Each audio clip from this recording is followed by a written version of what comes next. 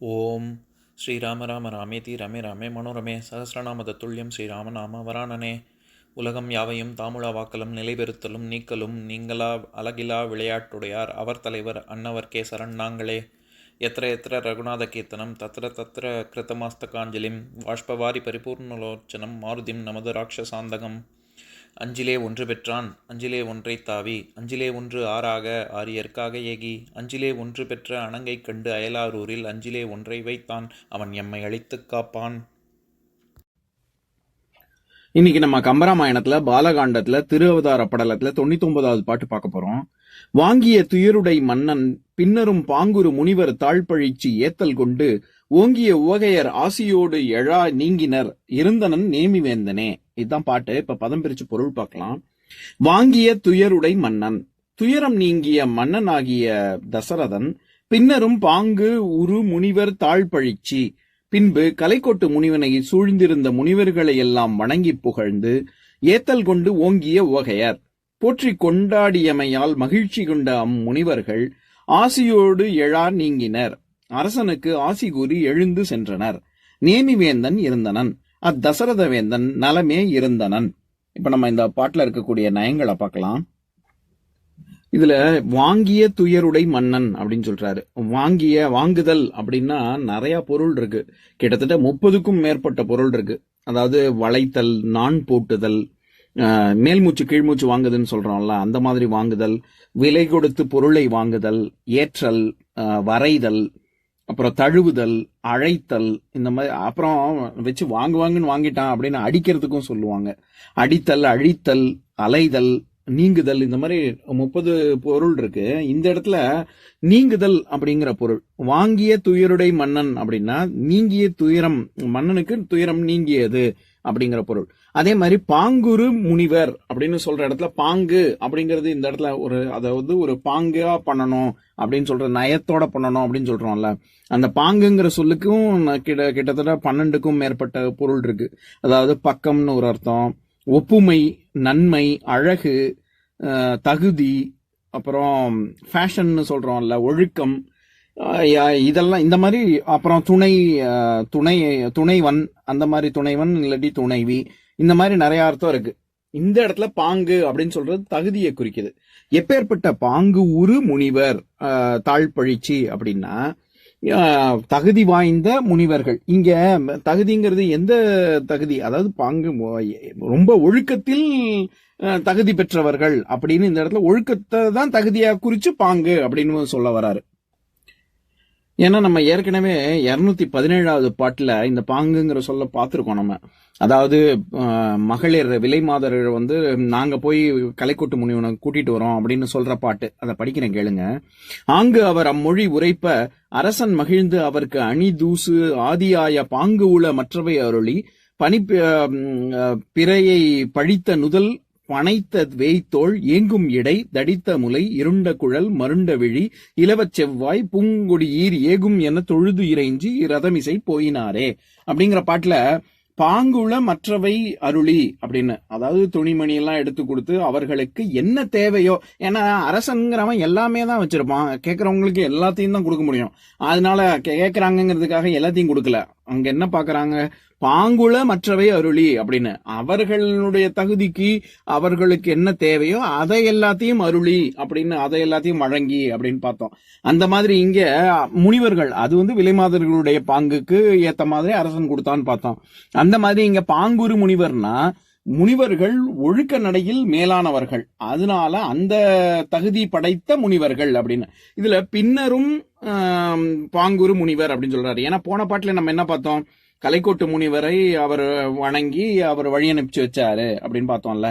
அதனை தொடர்ந்து இங்க பின்னரும் அப்படின்னா அந்த இடத்துல உண்மை ஏற்கனவே உள்ள கலைக்கோட்டு முனிவரை தாண்டி பின்னாடி உள்ளவங்க அப்படிங்கறதுனால பின்னரும் அப்படின்னு சொல்றாரு. அவரை தொடர்ந்து உள்ள முனிவர்கள் எல்லாத்தையும் தாழ் பழிச்சி அப்படின்னு, பழிச்சின்னா நம்ம புகழ்ந்து அப்படின்னு நம்ம அர்த்தம் பண்ணோம். அதாவது என்னன்னா முனிவர்கள் எப்பொழுதுமே அவர்களை ரொம்ப புகழ்ந்து பேசினா அவங்களுக்கு முகஸ்துதி எல்லாம் பிடிக்காது. அது மட்டும் இல்லாம அவர்கள் புகழுக்கு உரியவர்களாக இருந்தாலுமே அவர்கள் நேராவே புகழ் எல்லாத்தையும் எல்லா புகழும் இறைவனுக்கேன்னு சொல்ற மாதிரி இறைவனுக்கு தான் அதை அர்ப்பணிச்சிருவாங்க.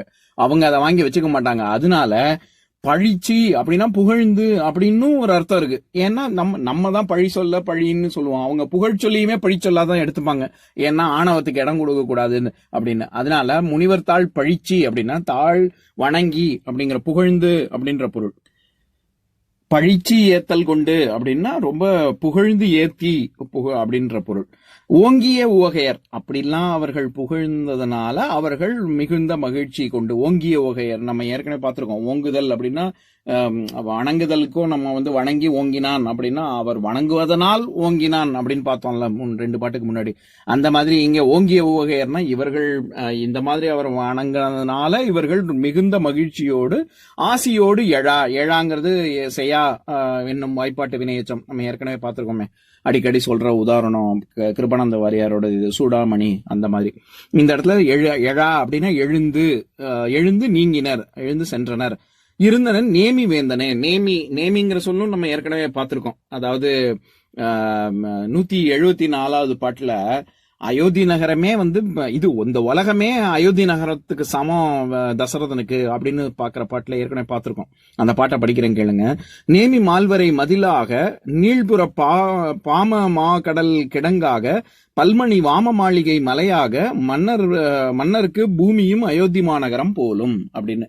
அதாவது நேமி அந்த இடத்துல சக்கரவாள மலை, நான் அந்த மேருமலை சொன்னேன்ல, அதுக்கு சக்கரவாள மலைன்னு ஒரு பேரு. அதனால நேமிங்கிறதே சக்கரம் அப்படின்ற பொருள். அப்பேற்பட்ட சக்கரவாள மலை போன்ற மதிலை உடைய அயோத்தி நகர். புறக்கடல், இந்த அண்ட சராசரங்களுமே கடல், பார்க்கடல்னு நம்ம சொல்றோம்ல, அந்த மாதிரியாக இருக்கக்கூடிய கடல் போன்ற அகழியை உடைய மணி வாம மாளிகை மலையாக. ஒவ்வொரு மாளிகையுமே அங்க இருக்க அயோத்தி நகர்ல இருக்கக்கூடிய மாளிகை எல்லாமே மலை மாதிரி இருக்கு அப்படின்னு. அதனால பூமியே இவனுக்கு தசரதனுக்கு அயோத்தி தான் அப்படின்னு பாக்குற பாட்டுல நேமி மால்வரை அப்படின்னா அந்த இடத்துல சக்கரம்னு அர்த்தம் பார்த்தோம்ல. அந்த மாதிரி இங்க நேமி வேந்தன் அப்படின்னா அதனாலதான் நான் கூட சொன்னேனே மன்னர்களுக்கு மன்னன சக்கரவர்த்தின்னு அதனாலதான் சொல்றோம். ஏன்னா அவனுடைய ஆக்ஞா சக்கரம் தர்ம சக்கரம் அவ்வளவு தூரத்துக்கு சுழலுது. அந்த ராஜ முத்திரைகள் எல்லாம் சக்கரம் இருக்கும்னு சொன்னேன்ல, அது அசோக சக்கரம்னா ஏதோ அசோகருக்கு மட்டும் உரித்தான சக்கரம் அப்படின்னு அர்த்தம் கிடையாது. மன்னர்களுக்கு மன்னனான சக்கரவர்த்திகள் எல்லாருமே அந்த காலத்துல இது அந்த தர்ம சக்கரத்தை தான் வச்சிருந்தாங்க. இங்க நேமி வேந்தன் அப்படின்னா அந்த அப்பேற்பட்ட தசரதன் அப்படின்னு சொல்றாங்க. இந்த பாட்டின் மூலமா கம்பர் சொல்ல வர்ற கருத்து என்னன்னா, கலைக்கோட்டு முனிவரை வணங்கி வழி அனுப்பிச்சு வச்சதுக்கு அப்புறம் பின்னரும் மற்ற முனிவர்கள் எல்லாத்தையும் வணங்கி அவர்களையும் ஆசி பெற்று அவர் அனுப்பிச்சு வச்சார் தசரதர் அப்படின்னு சொல்ல வர்றார். இப்ப நான் பாட்டை இன்னொரு தடவை படிக்கிறேன் கேளுங்க. வாங்கிய துயருடை மன்னன் பின்னரும் பாங்குரு முனிவர் தாழ்பழிச்சி ஏத்தல் கொண்டு ஓங்கிய உகையர் ஆசியோடு எழா நீங்கினர் இருந்தனன் நேமி வேந்தனே. இன்னொரு நாள் இன்னொரு பாட்டு பார்க்கலாம். ஓம் शान्ताकारं भुजगशयनं पद्मनाभं सुरेशं विश्वाधारं गगनसदृशं मेघवर्णं शुभाङ्गं लक्ष्मीकान्तं कमलनयनं योगिहृद्यानगम्यं वन्दे विष्णुं भवभयहरं सर्वलोकैकनाथम्. உம்பரோடு இம்பர்காரும் உலகம் ஓர் ஏழும் ஏழும் எம்பெருமான் என்று ஏத்தி இறைஞ்சி நின்று ஏவல் செய்ய தம்பியரோடும் தானும் தருமமும் தரணி காத்தான் அம்பரத்து அனந்தர் நீங்கி அயோத்தியில் வந்த வள்ளல். ஓம் பூர்ணமதః பூர்ணமிதம் பூர்ணாத் பூர்ணமுதஸ்யதே பூர்ணஸ்ய பூர்ணமாதாய பூர்ணமேவாவசிஷ்யதே. ஓம் சாந்தி சாந்தி சாந்திः. ஓம் சர்வேஷாம் ஸ்வஸ்திர்பவது சர்வேஷாம் சாந்திர்பவது சர்வேஷாம் பூர்ணம் பவது சர்வேஷாம் மங்களம் பவது. ஓம் சாந்தி சாந்தி சாந்திः. ஓம் சர்வே பவந்து சுகினः सर्वे सन्तु निरामयाः सर्वे भद्राणि पश्यन्तु मा कश्चित् दुःखभाग् भवेत्. ओम शांति शांति शांति.